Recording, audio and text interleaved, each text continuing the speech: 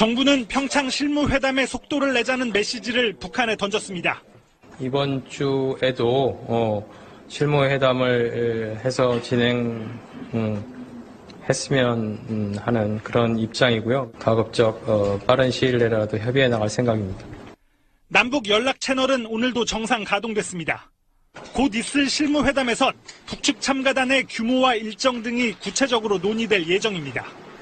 북한이 보내기로 한 인원 가운데 특히 참관단 파견이 이례적인데 통일부 관계자는 우리 국제경기 시설을 견학하는 북한 체육계 관계자라고 설명했습니다. 이와 함께 개회식 공동입장과 공동문화행사 개최에도 의견 접근을 이뤘습니다. 문화행사는 태권도 시범과 고려 유물 공동전시 등이 추진되고 있습니다. 정부는 북한 참가단이 400에서 500명 규모로 꾸려질 걸로 예상했습니다. 북한도 관련 내용을 보도했습니다. 선수단, 응원단, 예술단, 태권도 시범단, 기사단을 파견하기로 하고 다만 참관단이 보도에서 빠지면서 입장 변화가 있는 건지 관심이 쏠리고 있습니다. 지난달 26일 공식 수사를 개시한 다스 비자금 의혹 전담팀이 출범 2주 만에 수사팀 인력을 대폭 보강했습니다. 검사 2명에 계좌 추적에 능숙한 수사관 대여섯 명을 지원해 전담팀 규모는 20명을 훌쩍 넘어섰습니다. 120억 원이 넘는 것으로 확인된 비자금의 실체 파악을 위해서는 돈 흐름을 추적하는 게 시급하다는 판단 때문입니다. 전담팀은 방대한 양의 특검 수사 기록에 추가 확보한 자료까지 계좌 추적과 분석을 동시에 진행하기 위해 인원을 늘렸다고 설명했습니다. 동시에 검찰은 핵심 관계자들에 대한 줄소환도 예고했습니다. 2008년 정호영 특검이 개인 횡령을 저질렀다고 지목한 격리 직원 조모 씨와 조 씨의 부탁을 받고 돈을 관리한 것으로 전해진 협력업체 직원 이모 씨가 이르면 이번 주 조사를 받을 예정입니다. 여기에 당시 결제 라인에 있던 경영진 권승호 전무와 김성호 사장도 중요 소환 대상입니다. 지난 주말부터 압수수색이나 참고인 조사 없이 자료 분석 작업에만 매달려온 검찰이 본격 소환 조사를 앞두고 인원까지 초원했다는 점에서 구체적인 정황을 포착한 것 아니냐는 전망도 나옵니다. 앞서 정전 특검팀이 결론 지은 바와 달리 2007년 12월 이후에도 횡령이 계속됐거나 별도의 비자금 조성 의혹이 드러날 경우 관계자들에 대한 공소시효가 5년 더 늘어나 수사에 한결 여유를 가질 수 있습니다. 수사팀 관계자는 공소시효가 늘어나길 희망하고 있으며 이를 위해 자료를 다각도로 분석하는 등 열심히 수사하고 있다고 말했습니다.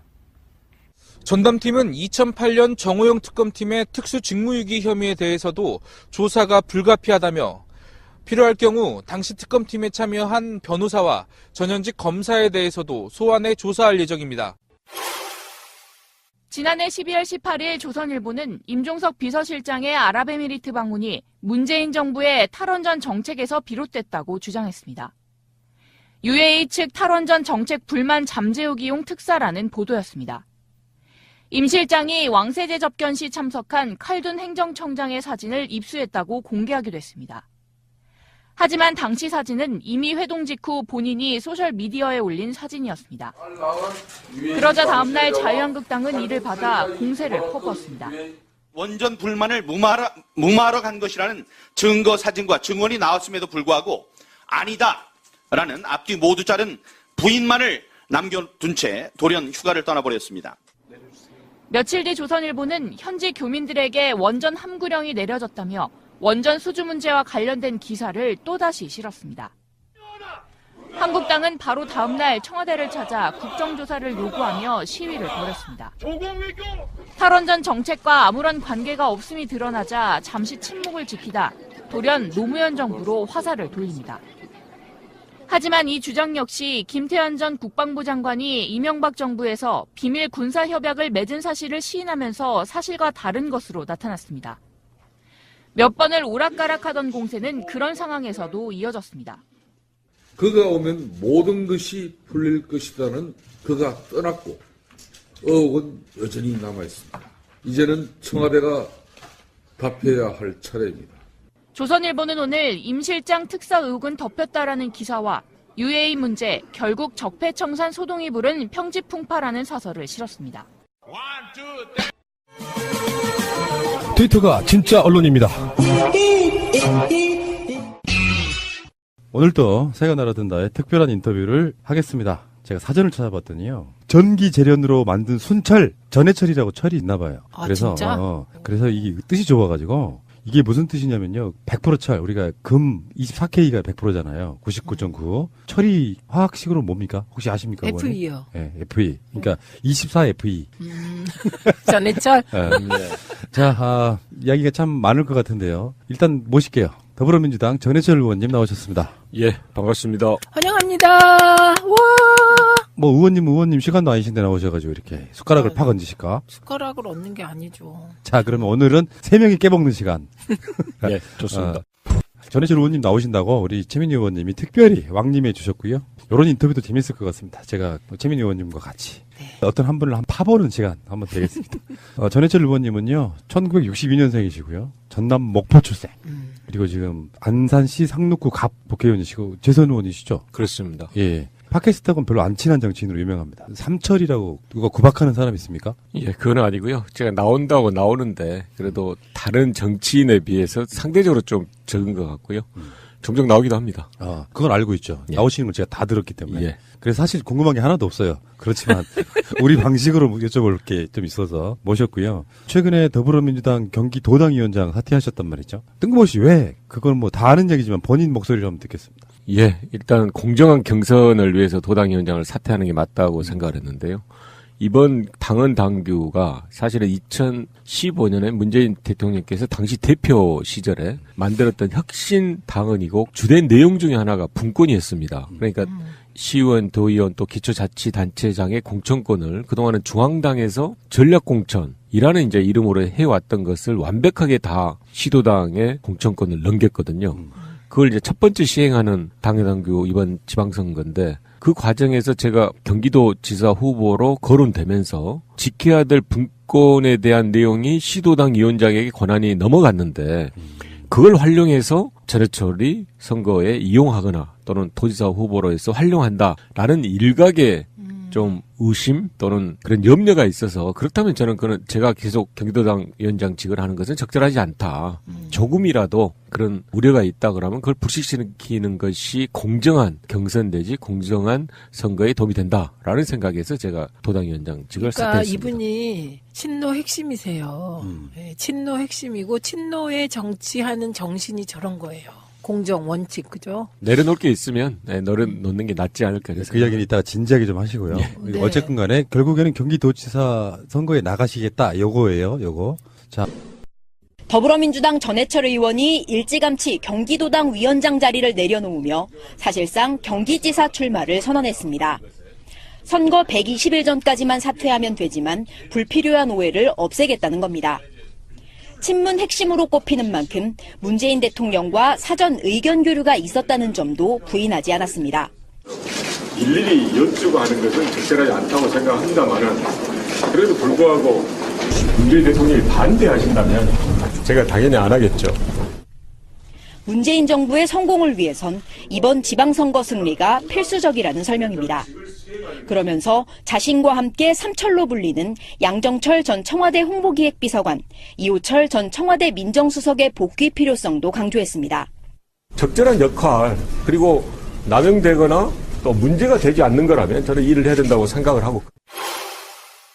자, 그러면은 이제 전해철 의원님에 대해서는 팟캐스트라든지 SNS 통해서 많은 활동을 하시는 분은 사실 아니었기 때문에 잘 몰라요. 그러니까 이름을 알죠. 우리 같은 이제 방송하는 사람들이 저도 이 방송만 5년차 하고 있는데요. 가장 큰 논란들 중에 하나가 삼철. 그러니까 저는 그런 프레임을 되게 싫어하거든요. 코드 인사에 관련된 부분에 있어가지고 측근들은 정치를 하면 안 된다고 나는 말이 된다고 생각하지 않거든요. 그렇죠. 근데 거기에 어떤 삼철로 불려서 약간 나쁜 이미지 쪽으로 가는 것 같은 느낌도 싫었고 그렇지만 이런 기회에 삼철이 뭐가 뭐 이런 얘기 한번 들어보고 싶거든요. 그래요? 저는 삼철이라 그러면 너무 좋았는데요. 아니, 진짜 핵심이구나. 다른 방식으로 말하면 삼철에 못 들면 문재인 대통령의 측근이 아닌 것처럼 돼서 이분들이 이쪽에 특권 같은 거예요. 알고 보면. 그 완전히 다른 거예요. 조선일보가 욕하는 거하고 지금. 그러니까. 네. 그러니까 문재인 대통령하고 사실 더 가까울 수도 있는 분도 삼철에 못 들면 측근이 아니야. 뭐 이런 정도. 인정하십니까? 예. 사실은 이제 제가 삼철 그 프레임이 굉장히 안 좋다. 또 악의적인 프레임이다라고 이야기를 많이 했습니다. 왜냐하면 각자 처한 위치와 여건이 틀린데 그래도 불구하고 삼철을 이렇게 묶어서 이야기를 하니까 마치 비선의 모습 또 뭔가 이 측근의 나쁜 이런 이미지가 있다라고 이제 이야기를 해서 제가 삼철의 프레임은 악의적이다라고 말씀을 드렸는데 하지만 또 방금 말씀하신 대로 그 삼철이라는 것이 문재인 대통령 곁에서 이렇게 정치를 하면서 필요한 일을 하고 또 측근으로서 해야 될 것들을 한다면 굳이 나쁜 이미지도 않지 않냐라는 이제 말씀을 하신 분이 있는데요. 그럼에도 불구하고 저는 기본적으로 삼철 이렇게 하면서 나쁜 이미지를 만들었던 그런 조금 악의적 프레임의 그런 뜻이 더 강하다라는 생각에서 저는 이제 그 삼철 프레임에 대해서는 좀 악의적인 말씀을 드리는데 그래도 불구하고 실제 두 분 이호철 선배 부인이나 양정철 전 비서관의 경우는 두 분은 실제로 제가 아주 좋아하는 분들입니다. 특히 이제 이호철 전 수석 같은 경우에는 노무현 정부 참여정부에서 굉장히 역할도 했고 아주 인격적으로 인품적으로 훌륭한 분이고요. 양정철 전 비서관의 경우에는 누가 뭐라 해도 문재인 대통령 곁에서 어려운 부분 또 해야 될 일을 많은 안 좋은 일 포함해서 했다는 그런 분이기 때문에 아무튼 그 두 분 다 제가 아주 좋아하는 분이어서 함께 묶는 거는 좋습니다만은 그걸 악의적인 또 나쁜 이미지로 묶는 거는 좀 곤란하지 않냐라고 이야기를 하고 있습니다. 그걸 바꾸내는 게 또 역할일 거라고 생각이 들고요. 지금 삼철 말씀하시길래 제가 좀 간단하게 소개를 드리면 지금 전해철 의원님 말고 양정철 비서관, 그러니까 참여정부 때 홍보수석실 홍보기획비서관이었는데 이분이 최근에 한겨레신문과 인터뷰했던 거 보셨죠? 헤어스타일 이렇게 굉장히 멋지게 하고 나오셨던 바로 그분이시고요. 그리고 제가 한번 물어봤습니다. 그 헤어스타일을. 왜 그렇게 해갖고 있냐 물어봤더니 일본에 있을 때 실제로 그 미장원에 가거나 이발소 머리 깎는 데 가서 어떻게 깎아주라고 말하는 일본말이 굉장히 어려웠대요. 그래서 그냥 그걸 실제 생각하고 일본말로 어떻게 깎지? 그 쉽지 않잖아요, 실제로. 그러네요. 그걸 한참 생각하다가 그냥 길자 해갖고 길었다고 그러더라고요. 저는 그 사진을 보고 무슨 예술로 직업을 바꾸신 게 아닌가 싶은 그런 생각도 했거든요. 어쨌든 그 양정철 비서관 그리고 지금 이호철 전 민정수석이요. 이분은 지금 전해철 의원님보다는 연세가 조금 더 있으시죠. 형님이시죠. 한 4년 선배입니다. 그리고 두 분이 공교롭게도 똑같이 참여정부 때 민정수석을 하셨단 말이에요. 그래서 보니까 참여정부 때 민정수석이 5명 하셨는데 초대 민정수석이 문재인 대통령이시고 그다음에 박정규 수석, 그다음에 문재인 수석 다시 한번 하셨고 전해철, 이호철 이렇게 넘어가신 거죠. 민정수석이. 참고로 말씀드리면 그 당시 비서실장은 문희상, 김우식, 이병환, 문재인 이렇게 했던 그런 기억이 나는데 어쨌든 민정수석 그러면은 최근에 이제 조국 수석 같은 경우는 굉장히 호평을 받는 사람이지만 또 민정수석 그러면 유명한 사람 있잖아요. 우병우. 어느 쪽이 본인이 가깝다고 생각하십니까? 당연히 제가 그 조국 수석에 가깝지 않겠습니까? 제가 어디 그 팟캐스트 가가지고요. 점수를 묻더라고요. 우리 조국 수석에 몇 점 정도 되냐? 그래서 제가 99점이다 라고 이야기를 했더니 바로 다음날 연락 와서 정말 고맙다. 어때 99점으로 보냐? 했는데 제가 그 조국 수석에게는 저는 몇 점인 줄 아냐? 제가 100점이다. 그래서 나보다는 1점 떨어지는 99점이다 라고 이제 이야기를 했는데요. 저는 우리 조국 수석이 굉장히 잘하고 있다고 생각을 하고 말씀드린 대로 극명한 달라진 모습 그걸 보여주고 있다고 생각합니다. 그러니까 이제 민정수석이 보통 이야기하는 권력기관 경찰, 검찰, 국세청, 국정원 이런 데를 이제 통할하고 같이 일을 하는 자리였는데 이 자리에서 만약에 위협하거나 나쁜 의도를 가지고 있으면 어떻게 될까? 라는 걸 보여주는 게 이번 그 우병우 전 수석의 모습이어서 실제 그게 잘 되고 있을 때는 잘 모르지만 그러고 나서 이제 이와 같이 폐해가 나타날 때는 많은 분들이 민정수석이라는 게 참 중요한 자리다라고 이야기를 하는데요. 실제로 제가 민정수석 할 때는 그 자리 자체를 잘 모르기 때문에 저에 대해서 별로 관심이 없다가 우병우 전 수석이 이런 사건을 일으키고 나니까 이번에야 비로소 저보고 그때 그 자리에 있었냐라고 이제 말을 할 정도로 실제로는 아주 위중하고 중요한 자리지만 그 자리에서 제 역할을 하면은 그렇게 많이 알려지는 것은 아니고 특히 이제 참여정부에서는 노무현 대통령께서 권력기관 제자리 찾기 운동을 했었는데요. 그런 이제 활동을 하게 하셨는데 그게 다른 것이 아니라 어떤 정부기관, 권력기관 포함해서 특히 이제 이와 같이 사정이나 수사기관, 정보기관은 법과 규정에 맞는 대로만 하면 된다. 거기에 합당한 규정되어 있는 일만 하면 된다라는 것이 이제 권력기관 제자리 찾기였는데 그런 역할을 하다 보니까 참여정부에서 제 전임인 문재인 대통령께서나 또 저와 함께 일을 했던 이호철 전 수석의 경우에 전혀 민정수석으로서 이와 같이 권력기관을 남용하거나 악용할 일이 없었다라고 이제 말씀을 드릴 수가 있겠습니다. 새가 날아든다는 여러분들의 하트를 먹고 삽니다. 잊지 않으셨죠? 에피소드 제목을 누르고 플레이가 되면 오른쪽 위에 하트를 꼭 눌러주세요. 오늘도 감사합니다. 더 많은 분들이 들을 수 있도록 하트 꼭 눌러주세요. 우리 방송에서 거의 매일 1987 이야기 나가잖아요. 네. 오늘 나간 의원님 방송에도 그 이야기가 꽤 길게 나갔는데 보니까 우리 의원님이 사시 합격한 게 87년이에요. 그때 문재인 대통령, 노무현 대통령 이분들이 변호사로 잡혀갔다는 이야기도 했었잖아요. 네. 그때 합격하신 게 몇 월이었고 그때 어떻게 보셨어요? 한참 6월 달에 이제 2차 치고 할 때였습니다. 사실은 이제 그때의 좀 죄스러움, 그리고 죄책감, 이런 부분이 이후에 제 활동에 많이 영향을 줬는데요. 그러니까 제가 이제 대학 다닐 때나 완전한 그 흔히 말한 시국 참여하는 사람들과 100% 함께 가지를 못했으니까 그런 미안함과 죄스러움이 늘 있어서 이제 사후시험 합격한 이후에는 연수원에 들어가서 처음으로 학회를 만들었습니다. 그전에는 학회라는 게 전혀 없었거든요. 노동법 학회라든지 기본권 학회를 만들어서 적어도 법조인들이 그냥 법만을 할 것이 아니고 시대적으로 해야 될 일을 해야 된다. 라는 이제 생각에서 학회를 만들고 또 연수원을 마친 이후에는 제가 민변 활동을 하게 된 것도 당시 80년대 함께 하지 못했던 그런 분들에 대한 죄스러움이 결국 이제 이후에 이제 흔히 말하는 뭐 인권 변호사 그런 길을 가게 됐습니다. 그러면 처음에 그 87년부터 노무현, 문재인 두 대통령을 뵈는 건 아니었네요. 그렇습니다. 결정적으로 만나게 된 게 언제부터예요? 노무현 대통령을 실제에서 생활을 먼저 하게 됐는데요. 노무현 대통령께서 부산에서 문재인 대통령님과 함께 이제 변호사를 하시다가 서울에 와서 변호사를 해야 되겠다라고 이제 노무현 대통령께서 생각을 하신 겁니다. 그래서 서울에 와서 누구와 같이 할까? 하다가 이제 제가 속해 있는 데가 법무법인 해마루라고요. 천정배 의원님, 임종인 전 의원님 등이 있었는데 사실 민변 내에서도 저희 해마루가 좀 더 강한 개혁 진보 성향을 보였습니다. 변론 활동이라든지 또 여러 가지 이제 사건에 있어서 입장이. 그래서 아무튼 노무현 대통령께서 이 해마루에 와서 변호사를 하시겠다라고 선택을 해서 93년부터 변호사를 시작하시면서 저희 해마루에서 변호사를 하셨고 그 인연으로 해서 제가 이제 노무현 대통령을 모시고 변호사 생활을 시작을 하게 됐습니다. 그러니까 노무현 대통령을 서울에 꽂아주신 분이네. 그러다가 이제 변호사 하시다가 이제 종로 다 아시다시피 90년 중후반에 종로 가서 선거도 하시고 다시 부산으로 가서 이제 하실 때는 정치를 제가 같이 하지는 않고요. 아무튼 해마루에서 변호사로 모신 이후에는 때로는 먼 발치에서 또 정치하시는 것에 대해서 제가 이제 동조하고 하다가 2002년에 노무현 대통령께서 후보 되신 이후에 후단협 등의 당내에서 흔들기 또 지방선거 결과 때문에 굉장히 지지율이 낮아졌죠. 한 자릿수까지.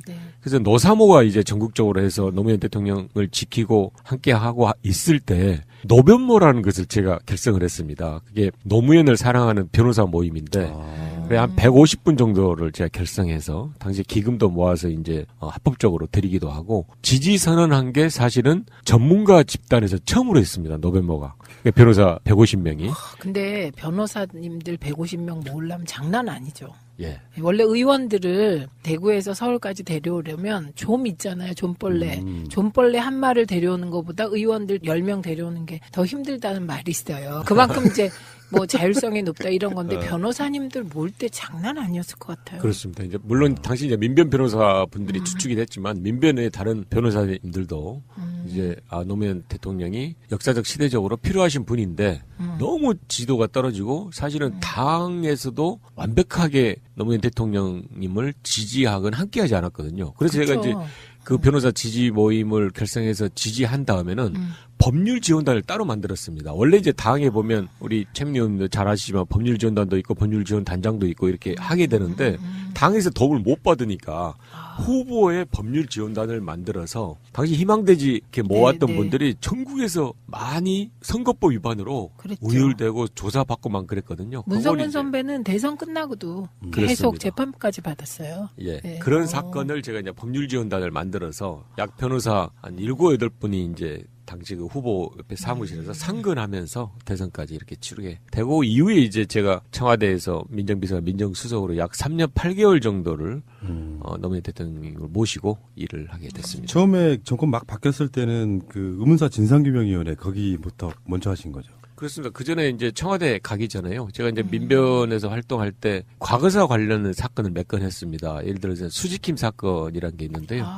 그게 이제 억울하게 간첩으로 몰려서 죽었던 분에 대해서 이제 그 사건을 밝힌과 동시에 국가를 상대로 손해배상을 해서 당시에는 거의 처음으로 그러니까 국가 상대 소송이 어렵거나 지는 이유가 소멸시효 때문입니다. 그러니까 3년, 10년의 소멸시효가 지나버리면 단기 3년 또는 장기 10년이 지나면 어떤 불법 행위를 저질렀다 하더라도 손해배상을 못 받는데 국가가 잘못을 했을 경우에 그런 소멸시효가 됐다라고 주장하는 것은 신의 성실의 원칙이 안 맞다. 그래서 국가 책임을 이 10년이 지나서도 최초로 인정한 게 그 수지킴 민사 판결이거든요. 액수도 저희들이 그때 이자 포함해서 약 45억 정도를 유족분들이 받게 됐는데 이후에 이제 그 사건을 가지고 과거사 다른 사건들 뭐 100억, 2억 많이 받고 했던 것이 이제 그 시효에 대한 것을 한번 극복한 판결이었는데요. 그 수지킴 사건을 제가 하고 하면서 과거사 부분에 대해서 이제 관심도 있고 해서 결국은 의문사 진상규명위원회 위원으로 참여를 했고요. 또 그런 인연으로 사실 민정수석이 과거사 관련해서 하는 주 업무는 아니거든요. 시민사회 수석도 있고 해서. 근데 참여기관 민정수석으로 근무할 때는 그런 과거사 부분을 담당하는 수석으로 해서 그때 이제 진실화해위원회도 그러니까 개별로 있던 과거사 여러 가지 사건들, 군의문사, 의문사 이런 것들을 이제 전체적인 일반적인 과거사 위원회를 결성해서 이제 진실화해위원회를 노무현 대통령이 만드셨는데 그런 일을 하는 주 업무 수석으로 또 제가 일을 하게 된 게 아무래도 과거사에 대한 관심과 또 이 취지입니다. 제가 보니까 노무현 대통령은 가장 신임했던 사람은 문재인 대통령 같고요. 당시 그 연표를 보면 그 다음에 그 이호철 수석이 청와대는 더 먼저 들어가요. 네. 근데 민정수석은 우리 전해철 의원님이 더 먼저 하세요. 그러니까 노무현 대통령이 사랑한 사람들 그 서열을 보면은 문재인, 전해철, 이호철 이렇게 될 것 같아요. 그건 아니에요. 저는 이호철 전 수석이 순위가 굉장히 높습니다. 실제로. 근데 이분보다 제가 이제 민정수석을 먼저 하고 또 이분이 사실은 뒤라고 하지만 제가 굉장히 죄송한 게 임기를 2개월 남겨두고 했습니다. 제가 2007년 12월에 이제 총선 출마를 하게 되니까. 근데 총선이 4월 달이니까 2월에 정부 마치고 나오면 너무 늦잖아요. 그러니까 임기를 2개월 남겨두고 나와야 되는데 그 후임을 이호철 전 수석께서 해주셨는데요. 말씀하신 대로 저 전임 이제 민정비서관이고 일에 대한 능력이라든지 노무현 대통령님과 함께하는 것 등이 훨씬 저보다 낫습니다. 그런데 제가 이제 민정수석을 먼저 하게 된 거는 이분이 실제로 많은 양보를 합니다. 우리 최민희 의원님도 최민희 의원님도 굉장히 친하거든요. 그러니까 제가 봤던 분보다는 정말 영혼이 가장 맑은 분. 그냥 아주 구체적으로 말하면 사심이나 사익이 정말 없는 분입니다. 그런 면에서 후배인데도 민정수석 자리를 당연히 저를 먼저 천대해서 일을 하게 하고 또 사실 2개월 남겨두고 한다는 것은 그게 꼭 좋은 것만은 아닌 거거든요. 그렇잖아요. 그런데 그런 것들에 대해서 흔쾌하게 저보고 그냥 총선 나가서 열심히 하고 그 자리는 또 내가 그냥 맡아서 하겠다 등등의 그런 사례가 굉장히 많은데 그래서 제가 늘 아무튼 노무현 대통령 제가 이제 가장 존경하지만 아무튼 우리 이호철 전 수석에 대해서 어디 가서나 참 존경합니다라고 이야기를 하는 게 그런 사적인 이익을 완벽하게 저버릴 수 있는 분이라고 저는 생각하고 있습니다. 자, 그러면은 노무현 대통령 그렇게 함께 하셨고 청와대까지 같이 계셨는데 그럼 문재인 대통령을 만난 것도 청와대에 들어가서 만나신 거예요? 아니면 그 전부터 이미 친분이 그 전에 있었습니까? 민변 활동을 저는 이제 서울에서 하고 문재인 대통령께서는 부산에서 해서 민변 활동하면서 이제 알게 됐었죠. 그때 실제로 부산 경남 이쪽에 민변 관련은 거의 문재인 대통령께서 하셨기 때문에 알게 됐고요. 또 노무현 대통령께서 문재인 대통령님과 함께 사무실을 하다가 저희 사무실에 오셨기 때문에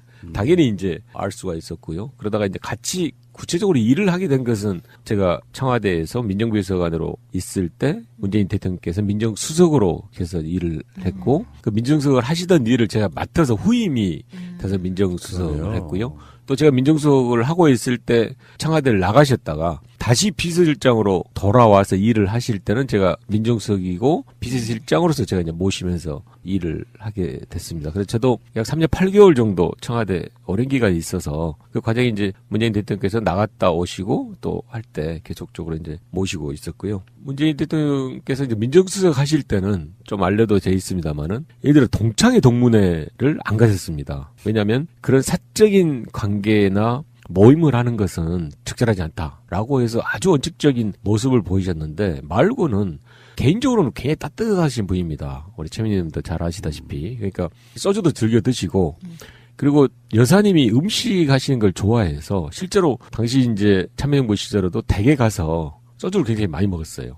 그러니까 어디 밖에서 먹는 것보다는 가면 요리도 한두 가지 해주시고 해서 굉장히 아무튼 따뜻하고 정도 많고 아주 배려심이 많은 그런 성품을 가지고 계시고요. 또 제가 이제 다른 자리에서도 한두 번 이야기합니다만은 잘 알려지지 않은 모습. 이제 뭐 대통령이 되셔서 많이 이제 국민들이 알게 됐지만 정책적 능력이 굉장히 뛰어나십니다. 그러니까 비서실장을 하면 당시 참여정부에는 이지원 시스템이라 해서 온라인상으로 보고를 다 합니다. 그러면 사회수석도 경제수석도 안보 수석도 다 보고를 하면 이 비서실장을 거쳐서 대통령이 가게 되는데 그 온라인상의 그 문서에 의견을 제시하게 되어 있습니다. 비서실장이든 또는 그 뭐 관련 예를 들면 제가 민정수석으로 있을 때는 민정수석실의 행정관이나 비서관이 쓴 보고서를 제가 어떤 의견 뭐 찬성이냐 반대냐 또는 어떤 것들이 보완돼야 된다라는 이야기를 하게 되어 있는데 문재인 대통령께서는 당시 비서실장으로 계실 때 모든 수석실의 보고서를 거의 다 보시고 거의 코멘트를 합니다.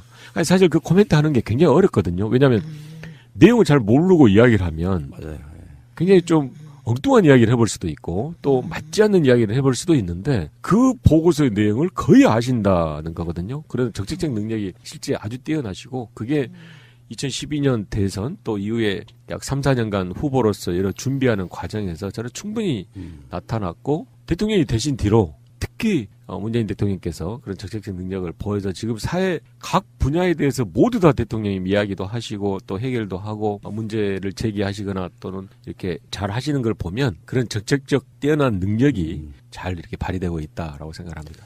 대통령은 다 몰라도 돼요. 큰 그림의 개념을 잡고 있어야 돼요. 우리가 이렇게 시사를 날마다 다루잖아요. 어떤 시사 이슈가 이렇게 돌출하면 일단 개념부터 잡고 가야 되는데 디테일은 이제 패널들이 해주는 거니까 그런 역할을 잘 하시는 거고 요즘에 이제 또 뭐를 또 다 알고 있으면 그걸 공격하기 위해서 만기칠람을 또 여기다 갖다 붙이고 뭔가 적절치 아니한 것 같고요.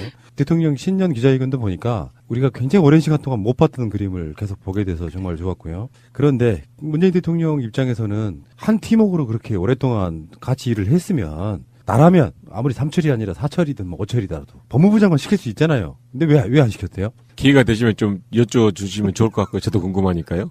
근데 이제 저희들이 초기에 이번에 대선 끝나고 나서 아주 가까이 있는 분들은 그렇게 이야기를 했습니다. 그렇게 흔히 말한 측근이라는 사람들이 이렇게 청와대나 내각에 가능하면 안 가는 게 좋겠다. 잘못하면 그 의사결정 구조나 그 과정이 좀 더 왜곡될 수가 있고 또 무엇보다도 첫 정부가 이렇게 출범하면 포용, 화합, 통합의 정부가 돼야 되는데 그걸 너무 측근 위주로 이렇게 만약에 구성한다면 그거는 적절하지 않지 않겠냐라는 생각에서 저희들이 적어도 정권 초기에는 내각이나 청와대 가능하면 안 들어갈 수 있으면 안 들어가자라고 이제 이야기를 했었습니다. 그게 아름다운 양보인데요. 전해철 의원은 제가 19대 때 같이 일을 했잖아요. 그런데 친노 친문 실세라는 뭐랄까요 타이틀이 붙어서 당에서도 주요 직책을 아무것도 못 맡은 사람이에요. 임명직 노. 예, 임명직 거의 못했어요. 기껏 한 게 원내부대표 정도죠. 국회직은 했죠. 네, 당직을 국회직이야 뭐 간사를 한 건데 이제 중요 당직 아무것도 맡은 적이 없고요.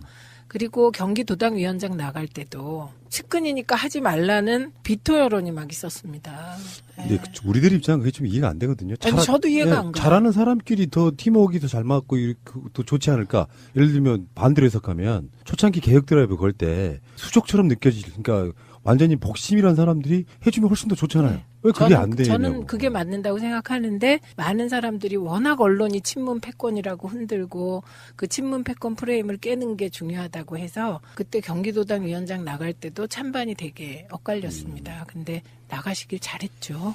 예, 그렇습니다. 근데 이제 그 삼철이라는 표현이 이 시간 이후부터는 뭐랄까 훈장 같은 거였으면 좋겠어요. 아니 왜 유배가듯 맞고 이렇게 해야 됩니까? 저는 이미 저는 훈장이라고 늘 생각해갖고 아니, 그러니까 그런 식으로 이미지화 시키는 건 정말 나쁜 프레임인 것 같고 그래도 우리 전해철 의원님은 그래도 이 삼철 중에서는 가장 안정적인 자리에 계시는 거 아니에요? 그렇습니다. 일단 저는 국회의원이고요. 또 재선의 국회의원으로서 일을 하기 때문에 그 나머지 두 분, 우리 이호철 전 수석 양경철 전 비서관에는 대해서는 늘 미안한 마음을 가지고 있습니다. 그래서 기회가 주어진다면 특히 적절한 역할을 맡을 수 있다면 저는 일을 해야 된다라고 생각을 해서 사실 이호철 전 수석의 경우에는 또 좀 틀립니다. 그러니까 원래 얽매이는 걸 싫어하고 늘 자유인처럼 생활을 하는 것을 원하는 부분이 있어서 공직이나 관직에 대해서 선뜻 아마 내키하지 않을 모습이 있지만 양경철 전 비서관의 경우에는 일을 안 할 이유가 전혀 없다. 네. 저는 아무튼 기회가 주어지는 대로 아니면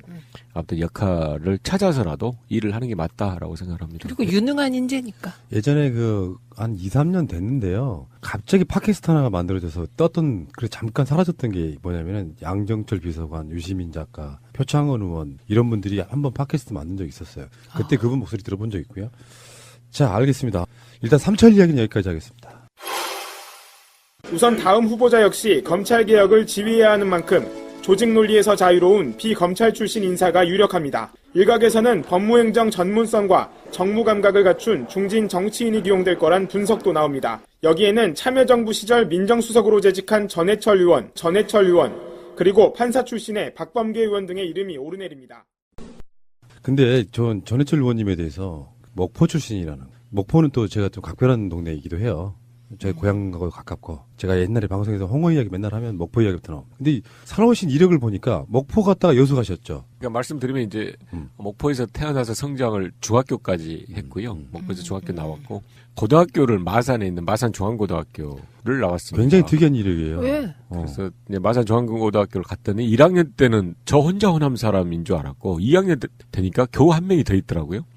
그래서 아무튼 600명 중에 호남이 2명이었는데 실제로 지역감정이라는 것을 그러니까 아주 어린 나이부터 제가 느끼게 됐습니다. 그러니까 어느 지역이라는 이유만으로 선입견을 가지고 어떻다라고 이야기하는 것들이 실제로 아주 많이 이렇게 퍼져 있는 것을 일찍이 느껴서, 예를 들면 말투가 좀 틀리지 않습니까? 이 호남 쪽의 말투가 앞에 액센트가 좀 있죠. 이름 부를 때도. 그럼 말투 가지고 이야기를 한다든지, 또 어디 지역 출신이라 그러면 꼭 다시 한번 얼굴을 쳐다본다든지 등등 해서 정말 비합리적이고 맞지 않는 지역 감정이라는 것이 있구나라는 것을 아주 어린 나이에서부터 느꼈고, 이후에 이제 제가 실제 이제 대학 가서나 또 사회생활 할 때 이렇게 보면 제 이제 친구들은 늘 호남과 영남이 반반입니다. 그래서 이제 그런 생활을 했고, 또 그 지역 감정에 대해서 폐해를 느끼다가 가장 지역 감정 극복을 이야기를 하셨던 노무현 대통령을 제가 모시고 일을 하게 돼서 그 지역 감정이 정치적으로 어떻게 바뀌어야 되고 또 해야 될지에 대해서 느끼는 계기가 됐고요. 민정수석 자리가 사실은 인사추천 검증을 하는 자리여서 지역의 문제가 항상 이렇게 대두되기도 하고 또 중요한 요소로 있는데, 제가 그 지역 감정을 일찍이 느끼다 보니까 제가 하는 것은 모두 사람들이 헷갈려했죠. 쟤는 호남이야? 아니면 영남이야? 이렇게. 그게요. 저도 처음에 만났을 때 호남 억양보다 이게 경상도 액센트 있는 거 아시죠? 그래갖고 처음에 고향이 같은 줄 알았어요. 저는 밀양인데. 그래서 영남 사람인가 보다 했는데 어디 보니까 목포 출신이래요. 그래서 되게 헷갈렸죠. 저희 작은아버지가 나주 사시다가요, 부산으로 젊어서 직장을 구하러 가셨는데 고향에 오시면은 굉장히 이방인 취급받았어요. 말투가 완전히 다르니까. 그러니까 전라도 사투리는 부산, 경남, 영남 사투리에 덮여요. 그렇죠. 덮여요. 그렇죠. 그러니까 이게 네. 액센트가 영남이 세니까. 그러니까 그렇게 해서 이제 목포, 그다음에 마산에서 서울로 학교를 가시는 굉장히 묘한 어떤 그 과정을 겪게 되는 부분이 있네요. 그렇습니다. 그러니까 틀림이 아니라 그냥 다름인 건데, 네. 그래도 불구하고 어느 지역이라 해서 그런 선입견을 갖고 있는 것들이 극복돼야 되는데, 아무튼 저는 아주 어린 나이부터 그런 걸 많이 겪어서 굉장히 훌륭하신 분인데요. 그러네요. 제가 갑자기 미리 선택이 아니어서 합니다만은 아무튼 또 말씀드린 대로 노무현 대통령을 만난 것도 어떻게 보면 굉장히 운명적으로 그 지역감정 폐해를 또 또 느끼고 그걸 적극적으로 극복할 수 있는 그런 노력을 할 수 있는 계기가 됐다는 점에서 특이한 경력이고요. 그러니까 지역감정 타파의 상징이던 노무현 대통령. 그래서 김대중 대통령이 노무현 대통령을 또 특별히 예정하신 부분도 있었을 거고요. 그러다가 3당 합당되고 그러는 과정을 쭉 거치다가 지금 최근에는 다시 영남 쪽이 지역감정이 확 무너지는 그런 느낌도 있고 그러다 보니까 굉장히 좀 최적화되어 있는 그런 정치인이 아니신가 이런 생각이 드네요. 근데요, 중앙고등학교 갔을 때 그때도 이렇게 귀여웠을 거 아니에요. 똘똘하게 생기고. 그러면 사실 그런 애들은 다 귀여워하잖아요. 좋아하잖아요. 그런데 갑자기 그렇게 사람들이 다 좋아하고 그러다가 단지 고향이 다르다는 이유로 이렇게 어린 고등학생이 쳐다봄을 당하면 그때 되게 가여워요. 그러니까 전혀 제가 예상하지 못했던 거였죠. 그죠? 그러니까 물론 이제 보통의 경우에 고등학교에 가면 같은 중학교 학생들이 적게 수명에서부터 또는 수십 명 이렇게 있지 않습니까? 그런 의미에서 이제 같은 중학교가 한 명도 없다는 거는 있지만 이 말투를 가지고 또 어디 지역이라는 거 가지고 선입견으로 이렇게 대하려면 전혀 예상을 하지 못했는데 그런 걸 이제 처음에 겪었고요. 그럼에도 불구하고 이제 한 6개월, 1년 이렇게 지나면서 훨씬 더 많은 친구들 그리고 또 마산이라는 도시가 약간 저항과 정의로움을 그렇죠. 추구하는 도시입니다. 도시 중심에 3.15 부정선거에 대해서 굉장히 항거했던 것을 기리는 피가 있을 정도로 그래서 모든 학생들이 보기도 하고 그런 이제 조금 민주주의에 대해서 성수 발전된 모습이 마산 부산 당시 그 11.6 이후에 또 되지 않았습니까? 마산 부산에서 먼저 이제 그런 시위나 여러 가지 민주화 요구가 많이 발생했던 이유가 마산은 도시가 굉장히 그와 같이 또 민주적으로 성숙된 도시여서 그러니까 학생들이나 이런 건 이제 극복이 됐는데 그래도 불구하고 그런 지역감정이라는 게 있구나라는 것을 이제 제가 느낄 수 있었습니다. 최근에 마산하고 진해가 창원으로 지금 통합됐죠. 아마 그럴 거예요. 네, 마산, 진해, 창원 이렇게 통합됐습니다. 마산은 한일합섬 유명하지 않습니까? 그렇습니다. 네, 가본 적 있어요. 어렸을 때. 예, 그러니까 마산하면 아구찜하고요, 아구찜. 미더덕찜하고가 아주 명물이고 굉장히 맛있습니다. 갑자기 배가 고파지기 시작합니다. 그러다가 지금 정치권으로 들어온 거는 사실은 청와대를 통해서 들어오신 거잖아요. 그러다가 결국에는 참여정부가 끝나고 국회로 들어가신 그런 케이스이신 거죠. 아니 참여정부 끝나고 그 호철이 형님이 2개월 민정수석 하면서 그렇게 해봐라 그랬는데 18대 때 고배를 마셨죠. 2008년 4월 총선에서는 이제 낙선하고요. 2012년에 이제 초선 그리고 작년 2016년에 재선 이렇게 하고 국회를 왔고 현실 정치에 딱 하게 된 것은 이제 2007년 말 2008년 초에 이제 총선에 나간 게 현실 정치에 했습니다만 그 전에 이제 정치적인 활동을 한 것은 2002년에 그 노벤모 만들어서 노무현 대통령을 돕는 활동을 한 게 정치적인 참여로는 사실상 구체적으로는 처음 하게 됩니다. 저 궁금한 게 있습니다. 이건 이제 뭐 정치적인 이야기는 아닌데 사모님이 음식 잘하십니까? 이제 평가를 누가 하냐에 따라 틀린데요. 본인은 잘한다고 생각하고. 혹시 요리 같은 거 하실 줄 아세요? 저는 특별히 아주 잘하는 거나 좋아하거나 굳이 한다면 이제 제가 차려 먹기는 합니다만은. 설거지 좀 하세요? 네, 설거지는 잘하고 차리는 거는 잘하고요. 심부름은 아주 잘합니다. 그리고 별명이 전어철이었어요, 한때. 전어 좋아하시나요? 네. 제가 바다 음식을 좋아하고. 그래서 전어철로. 사실 이제 19대 그 의원들 이렇게 보면서 각자 특산물을 한 번씩 준비해서 식사를 해보자 할 때 마침 가을이면 제 이름하고 비슷한 전어를 준비하겠다. 그랬더니 이제 전어철. 그 구이였어요? 새꼬시였어요? 물론 그 회도 먹고 구이도 먹고 그렇게 하는 거예요. 갑자기 배고프네요. 참. 자녀분들은요? 뭐 이쁘 신상 떠는 것 같아 죄송한데. 예, 일남일녀입니다. 지금 학생입니까? 큰애는 직장 다니고요. 둘째는 지금 학생입니다. 벌써 그렇게 시작되셨구나. 자, 그러면은 이제 여기까지는 전해철 의원님에 대한 부분이었고 뭐 한 사람의 인생을 몇 분에 뭐 안다는 건 좀 그렇지만 대략 이렇게 살아오신 분이구나 이제 알게 됐고요. 아까 그 노무현 대통령과의 만남 뭐 이런 거를 들어보면 사람한테는 누구나 다 공감하고 감동할 만한 스토리가 있구나 이런 생각 좀 들고요. 근데 약간 아쉬운 게 있어서 그 노무현 대통령 이제 노변모 만들 때 그때 이제 저는 민원연 사무총장이어서 그때 김근태 선배가 출마했었잖아요. 그래서 그때 노무현 대통령에 대한 주류 민주화 운동권의 인식이 되게 부정적이었잖아요. 근데 민변도 그 주류의식이 굉장히 강한 데잖아요. 그런 갈등들이 많았을 것 같은데 어떻게 한 명 한 명을 설득했나요? 지금 이제 저희들이 경선 때 그걸 한 게 아니고 이제 노무현 대통령께서 당시 이제 당의 후보로 확정이 됐죠. 4.15로 확정이 돼가지고 이제 당 후보로서 활동을 해야 됨에도 불구하고 당 내에서 전혀 협조를 못 받았지 않습니까? 네, 그러면서 이제 지지율이 막 떨어지고 나니까 저희들로서는 그 노무현 대통령이 되는 게 사실은 여러 가지 개혁적인 모습이나 또 당시 그 당이 승리하는 모습이고 또 김대중 대통령의 그 뜻을 이어가는 거라고 생각을 했는데 그 제대로 지지를 못 받고 있으니까 민변 내에서 이제 이야기를 해서 물론 그게 민변 전체가 참여하는 건 아니고요. 개별적으로 설득도 하고 함께 하자고 해서 많은 변호사님들이 참여를 아무튼 결심해서 함께하게 됐습니다. 그때 후단협도 있었고 그렇습니다. 평화연대라 그래서 김근태 선배가 주도하는 그런 모임도 있었잖아요.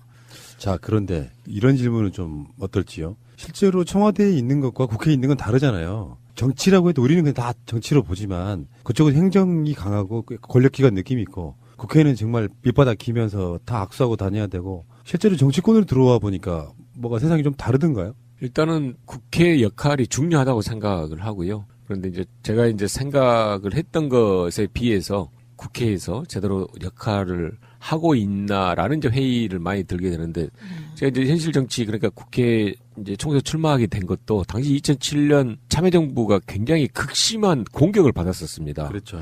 그래서 제대로 평가를 못 받았죠. 그때 이제 가치가 균형 발전이라든지 민주주의, 인권, 평화에 대한 거고 실제 그런 부분을 노무현 대통령께서 많이 실천하고 했는데도 불구하고 반대 진영, 당시 야당뿐만이 아니고 조금 더 좀 우호적일 수 있는 분들조차도 굉장히 많은 공격을 해서 제대로 된 평가를 받아보자. 그러하려면 국회 입법권이 있는데 가서 하자라는 생각에 이제 출마를 했습니다마는 말씀드린 대로 막상 이제 국회에 원외 지역위원장을 하거나 국회의원이 돼서도 그런 가치를 실현하는 것이 굉장히 쉽지 않다라는 생각을 했고 그 결과가 아니면 이제 그와 함께 결국은 정권 교체가 필요하다.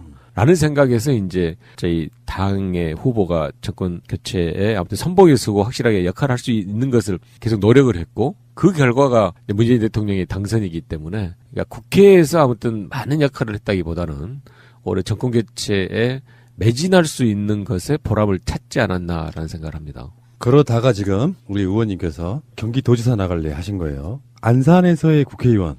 안산은 저희 방송하고는 굉장히 인연이 있습니다. 세월호를 계속 이야기하고 있는 방송이기 때문에 뭐 그런 여러 가지 느낌들이 있으실 거예요. 근데 정치인들이라는 게 그냥 나 어디 나갈래 이런 건 없어요. 본인 스스로의 명분은 분명히 있단 말이에요. 내가 국회의원 하다가 경기도지사 나갈래 하는 결정적인 계기랄까요? 모멘텀이랄까요? 이런 게 있었습니까? 제가 이제 작년 2010년에 당 최고위원을 나오게 됐습니다. 최고위원을 나오게 됐는데 지금은 당헌 당규가 바뀌어서 최고위원을 하려 하면 각 시도당 위원장이 겸직하게 되어 있거든요. 그러니까 경기도당 위원장 최고위원을 나왔지만 실제는 그때 경기도당 위원장을 나오려고 하는 것보다는 최고위원이 제가 해야 되겠다. 그러니까 당 지도부가 돼서 2015년에 사실 문재인 당시 대표께서 대표를 하실 때 너무 극심한 당의 공격도 받고 어려움을 많이 겪었습니다. 그러고 나서 2016년 1월에 이제 당대표를 그만두시게 됐는데요. 이제 그런 과정에서 제가 생각하는 우리 당의 대통령 후보는 당과 함께 해야 되고 당의 중심이 돼야 되는데 문재인 이제 대표께서 불의에 이제 그만두시게 되고 하니까 저라도 당 지도부에 들어가서 그런 뜻을 잇고 또 사실상 문재인 후보 대통령이 되는 게 필요하지 않겠냐 이제 생각을 해서 아무튼 지도부에 가게 될 때 그러니까 그 지도부에 가기 위해서 경기도당 위원장을 했기 때문에 제가 뭐 경기도에 대해서 사실 큰 소신이나 그런 이제 어떤 각오가 있지 않았는데요. 막상 이제 경기도당 위원장이 돼서 이제 대선을 준비하고 또 대선 과정에서나 많은 그 경기도 60개 지역에는 다 이렇게 다니다 보니까 경기도만의 정책이 없다라는 것을 제가 느끼게 됐습니다. 실제 일반 도민들이 우리 지역에 수원시, 부천시, 안산시 이런 데는 우리 시는 뭘 하고 있다는 걸 아는데 경기도는 어떤 정책이라는 것을 도민들이 아는 경우가 거의 없어요. 그걸 체감을 못한다는 이유는 필요한 정책을 못하고 있지 않냐라는 생각을 했죠. 그러니까 또 우리 당 입장에서는 20년 전에 경기도지사 선거에서 이긴 이후로 이기지를 못했고요.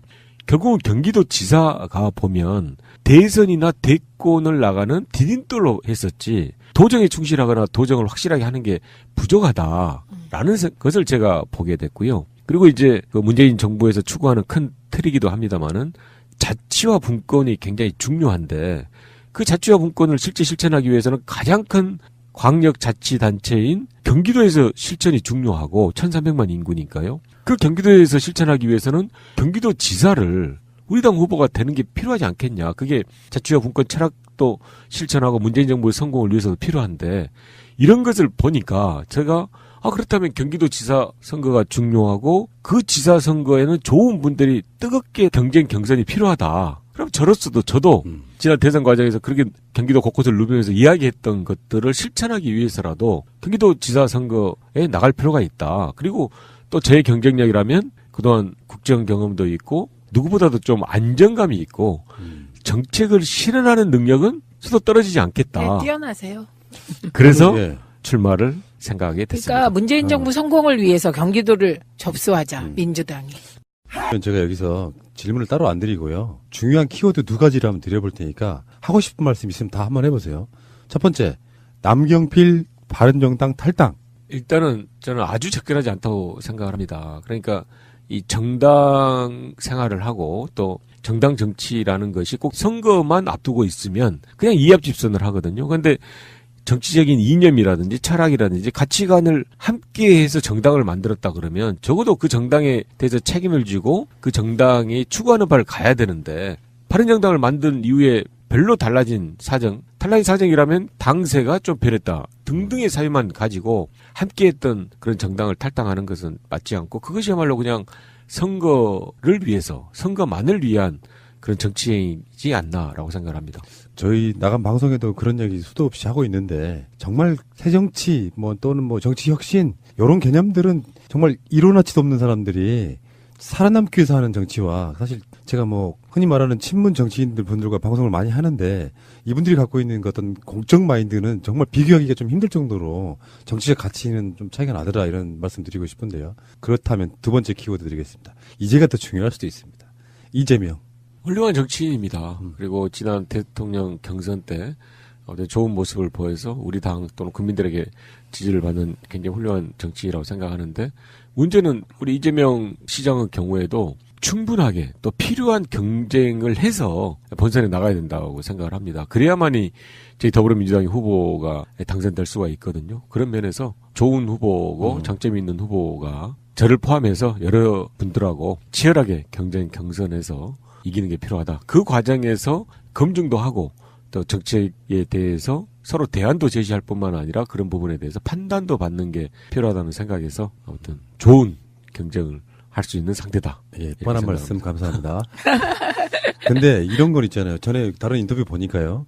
대중층에 인기는 이재명 시장이 더 높으나 당심은 내가 앞선다고 생각한다. 요것이거든요. 근데 그게 어쩌면 안 맞을 수도 있는 게 더불어민주당의 당원이 너무 많이 늘어나가지고 당심이나 민심이나 사실상 똑같은 수치에 올라온 게 아니냐는 얘기도 있어요. 그거 어떻게 극복하실래요? 일단 당심이 제가 앞선다라는 것을 이제 제가 부인하고 부정하고 싶지는 않고요.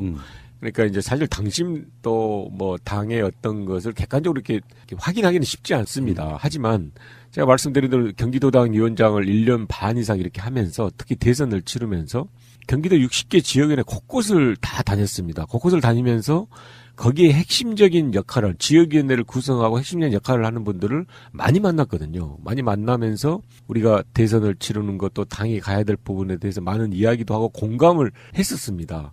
그런 과정이 이제 당에 있는 분들이 저를 많이 지지해 주지 않을까 생각을 하고 그리고 또 최민희 의원님 말씀하신 대로 문재인 정부의 성공을 위해서 누가 더 적절할까라는 것을 이제 당에 있는 분들, 당원분들이 많이 판단을 할 텐데 그런 면을 본다면 또 제가 그 성공을 위해서는 더 필요하지 않을까라는 생각을 당에 있는 분들이 많이 할 것 같다라는 면에서 당심이 저한테 있을 거다라고 이야기하는 것에 대해서 부정하지 않는다 말씀드립니다. 그 전해철 의원님이 이제 출마 선언을 하셨잖아요. 국회에서.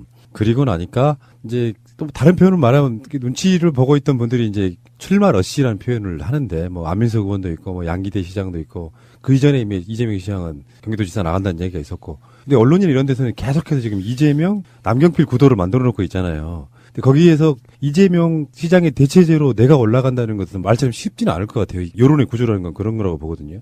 그런 면에서 이재명 시장도 한번 나오실 거예요, 조만간. 근데 그런 얘기 여쭤드리고 싶어요. 이재명 시장의 장점 하나를 말씀해 주시고요.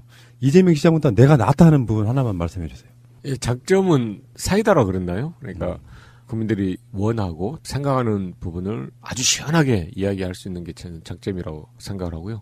제가 더 낫다라는 부분에 대해서는 앞서도 이야기 드렸지만 좀 더 안정감이 있고 무엇보다도 정책을 실천 내지 실현한 능력이 낮지 않겠냐. 예를 들면 문재인 후보의 경기도 8대 공약을 제가 도당위원장이기 때문에 가능했지만 그 정책위와 협의해서 결정하고 만들었습니다. 그럼 경기도에 가장 필요한 게 문재인 지금 여당인 정부 여당인 문재인 대통령의 8대 공약인데 그걸 입안하고 성안했던 사람이 가장 잘 실천할 수 있지 않겠습니까? 무엇보다도 문재인 정부의 성공을 위해서는 그런 지역에 대한 공약 또 하고자 한 철학이 잘 구현될 필요가 있는데 거기에 적격은 제가 좀 더 낫지 않을까 하는 생각도 하게 됩니다. 좀 전에 말씀하셨던 것 중에 좀 모순이 하나 있어요. 뭐냐면은 우리들 소시민들의 생각이에요. 경기도지사나 서울시장 되면 대선 후보급으로 올라가는 부분이 있죠, 사실은. 근데 본인이 경기도지사 나가서 만약에 이 구도에서 경기도지사가 된다면 전해철 의원님도 일약 대선 후보가 될 수 있다고 보거든요. 근데 진짜 중요한 건 각 당에도 한 당에도 뭐 개파가 있고 뭐 이런 게 있잖아요. 그런 상황에서 대통령의 복심, 뭐 삼철 이렇게 불리우시는 분이 경기도지사가 된다면 대선 후보가 될 수도 있는 거 아닙니까?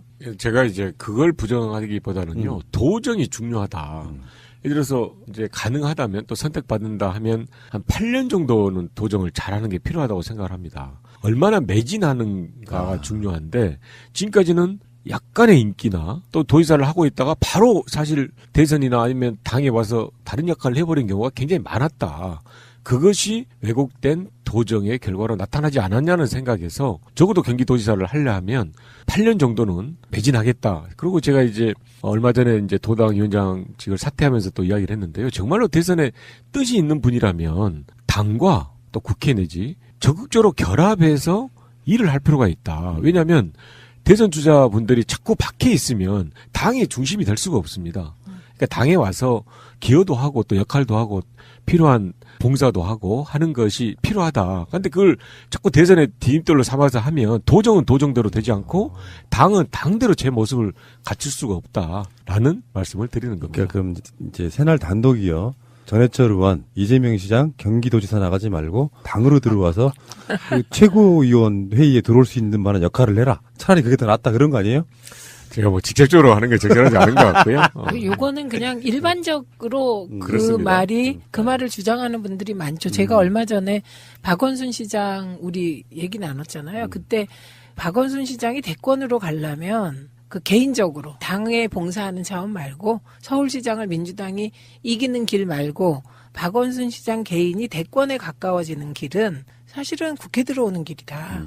그 국회 경험 없이는 대권을 잡기 어렵다. 이런 일반론을 얘기했다가 또 일부가 또 막 오해한 적이 있는데 지금 전해철 후보님이 말씀하신 것도 일반적으로 그 말은 텍스트입니다. 예.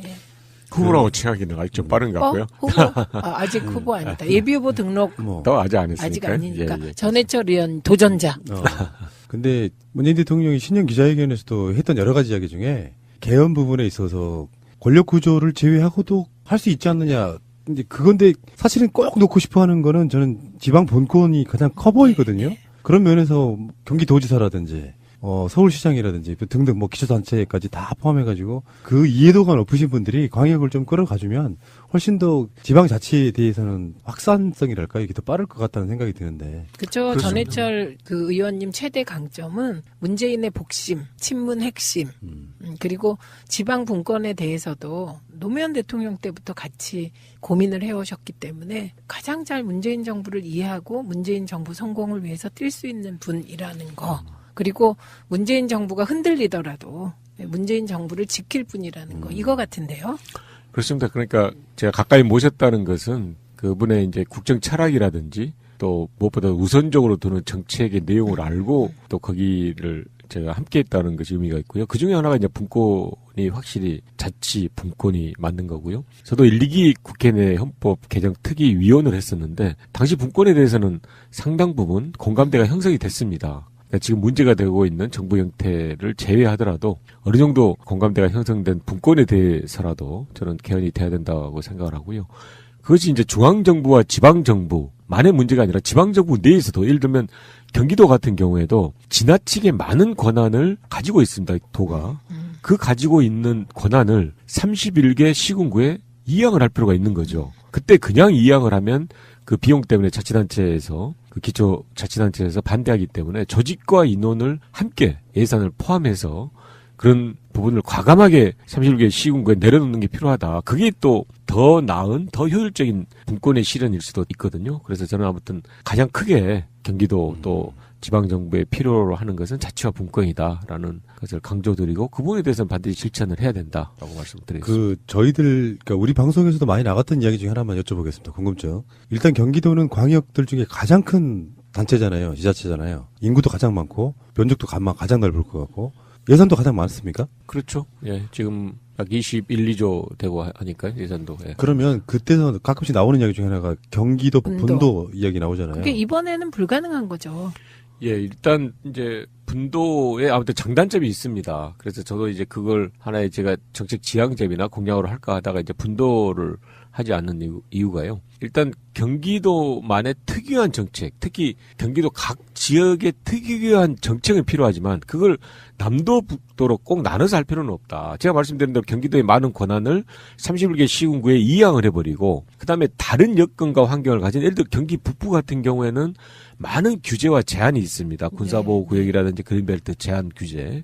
그런데 거기에 비해서 경기 남부는 대한민국에서 가장 많은 ICT 인구를 가지고 있거든요. 그러니까 경기 북부 같은 경우에는 평화특구라든지 특구로 해서 그 규제와 제한을 완화하는 그런 정책을 만들거나 법령을 만들면 되는 거고 경기 남부는 그 장점을 많은 ICT 인구가 있다는 장점을 살려서 제4차 산업혁명의 근거지로 만드는 그런 정책을 펴나가면 되거든요. 예를 들어 경기 동부 같은 경우에는 상수원, 한강 상수원 때문에 여러 가지 규제 제한이 있는데 그 상수원의 다변화, 이전을 포함해서 하는 정책을 할 필요가 있다. 그래서 각 지역에 맞는 정책을 잘 실천하면 현재 경기도가 광대하고 또 그 정책의 통일성을 못 이루는 것들을 실현시킬 수 있다는 면에서 저는 꼭 남도 북도가 아니어도 가능하다고 생각을 하고 있습니다. 그리고 이게 제가 말씀드린 내용이 제가 지금 처음 말씀드린 게 아니라 문재인 대통령께서 후보 시절에 경기도 8대 공약을 담기 위한 노력을 했고 그렇게 담았던 내용 중에 대부분이 나타나 있어서 그런 면에서라도 경기도의 문제를 제가 잘 풀 수 있지 않겠습니까? 근데 경기도의 딜레마랄까요? 그게 어떤 게 있냐면 서울 중심으로 돼서 서울의 위성 개념이 강한 부분이 있잖아요. 그래서 경기도 자체가 이번에 남경필도 무슨 페이스북에 무슨 이벤트 한번 했다가 욕 좀 먹은 부분도 그런 거잖아요. 서울과의 연계성이 없으면 독립적으로 좀 유지하기가 좀 힘들어지는 그런 부분이 있어서 경기도의 독립성에 대해서도 생각을 많이 하셨을 것 같습니다. 그렇습니다. 지금 그걸 서울과 합쳐서 경기도를 수도 통합으로 하는 것은 제가 말씀드린 자치와 분권의 이념이나 또 그 가치에 비해서 전혀 안 맞으니까요. 그건 정말 저는 전혀 타당하지 않은 정책이라고 생각하고요. 다만 서울 내지 수도권과 함께 해야 될 정책이 굉장히 많습니다. 예를 들면 저희들의 공약 중에 하나가 수도권 광역교통청입니다. 그러니까 경기도와 서울을 오가는 또 이 수도권 전체에서 오가는 교통인구 한 700만 정도가 되거든요. 경기도에서 서울로만 오는 경우도 하루에 130~140만이 되는데 문제는 경기도의 교통정책이 서울을 무시하거나 서울이 없이 또는 서울이 협조가 없이는 전혀 할 수 없는 게 많습니다. 예를 들어 환승센터 같은 게 필요한데 그 환승센터는 서울 안에 있거든요. 근데 서울시에서는 당연히 거기에 대해서 협조를 해주거나 또는 적극적이지 않는 거죠. 그걸 수도권 광역교통청을 만들면 서울, 경기, 인천이 대등한 권한을 가지고 대등한 또 필요한 예산과 인원을 가지고 해결할 수가 있습니다. 이런 환승센터라든지 일단 교통카드 같은 경우에도 지금 다른 나라에서 많이 쓰고 있는 게 정액권 같은 게 있거든요. 우리가 쓸 때 여러 가지 환승을 하고자 쓰지만 이 비용조차도 굉장히 만만치 않은데 이 정액권을 하나 만들려 하더라도 그냥 경기도만을 말씀드릴 수는 없는 거죠. 서울, 인천, 경기가 합쳐져 있으니까. 그러니까 그걸 해결하는 하나의 방편으로도 수도권 광역교통청이 필요한데 그걸 현재는 수도권 교통본부라고 해서 어떻게 보면 예산도 없고 조직도 없이 또 법적인 권한도 없이 공고만을 하는 그런 본부를 만들어 놓으니까 아무런 실효성을 발휘하지 못하거든요. 그와 같이 이 경기도의 여러 문제들을 풀기 위해서는 이 수도권 전체 틀 안에서 풀 필요가 있다. 그런 애가 교통 문제는 수도권 광역교통청이다라고 이제 말씀을 드리는 거고 그럼에도 불구하고 그걸 이와 같이 여러 가지 필요한 기구와 조직으로 해결할 수 있는 또는 정책으로 해결할 수 있는 건데 그걸 전체를 합쳐가지고 그냥 서울과 경기도를 같이 하자 이거는 맞지도 않고요. 제가 아까 말씀드린 오히려 지금 경기도의 권한도 시도당의 기초자치단체에 내려놔야 될 상황인데 전혀 맞지 않아서 저는 문제 해결에 가는 그 방식과 방법에 안 맞는 거라고 생각을 합니다. 의원님 그 말씀하시는 거 보니까 공부를 많이 하셨대요. 그냥 나오시는 건 아닌 것 이건 같고. 아주 극히 일부입니다. 네, 그러니까요. 그런데 그거 말고 이건 질문이었고요. 내가 경기도지사를 만약에 되면 이거 꼭 하나 해보고 싶은 필살기 공약이 하나 있다. 그거 하나만 말씀해 주세요. 큰 원칙은 자치와 분권입니다. 아무튼 경기도에 또 필요하지 않는 꼭 경기도만이 하지 않을 거에 대해서는 과감하게 31개 시군에 넘겨서 진정한 자치와 분권을 실천하는 거고요. 당장 도민들이 피부로 느끼고 또 해결해야 될 것은 교통 문제입니다. 그러니까 교통 문제를 해결하기 위해서 중공영제라든지 수도권 광역교통청을 신설해서 체감하고 또 좀 더 편리하고 필요한 그런 교통정책을 만들어가는 것들이 필요하다고 생각합니다. 그 문재인 대통령도 그렇고요. 상식적으로 생각해보면 아무리 공약이었더라도 우리가 어렸을 때부터 배우는 역사가 있잖아요. 중앙 집권적, 토세력, 봉건제 뭐 이런 얘기가 나오는 것처럼 본인의 권력을 왜 이렇게 자꾸 내려놓으시려고 하시는 분들이 많을까? 이분은 나라를 나라답게 경기도를 경기도답게 그런 마인드이신 거예요. 그러니까 나는 일 다 주고 일 안 하겠다 이런 건 아니죠. 그러지 않고요. 자꾸 아무튼 분권의 실현이 그게 이제 대통령과 국회 관계도 그렇고 또 중앙정부와 지방정부의 관계도 그렇고 분권을 실현하는 것이 훨씬 효율적인 민주주의를 실천하는 길이라고 생각합니다. 애청자분들은 그런 분들 많으실 거예요. 말로만 들었던 그 삼철의 수괴. 그러니까 그분들 중에서 실제로 이렇게 전해철 의원님 나오셔가지고 이야기하면 무슨 뭐 비선 이런 느낌 이런 거보다 정말로 이렇게 건강하고 잘 커나가고 있는 이 시대의 정치인 중에 한 명이구나라는 인식이 좀 저는 생겼어요. 1시간 동안. 네. 개인적으로 대화해 본 적 한 번도 없는 분이라서. 아 그래요? 언제 이야기해봤겠어요. 그러네요. 삼철인데요. 접근하기가 너무 힘든.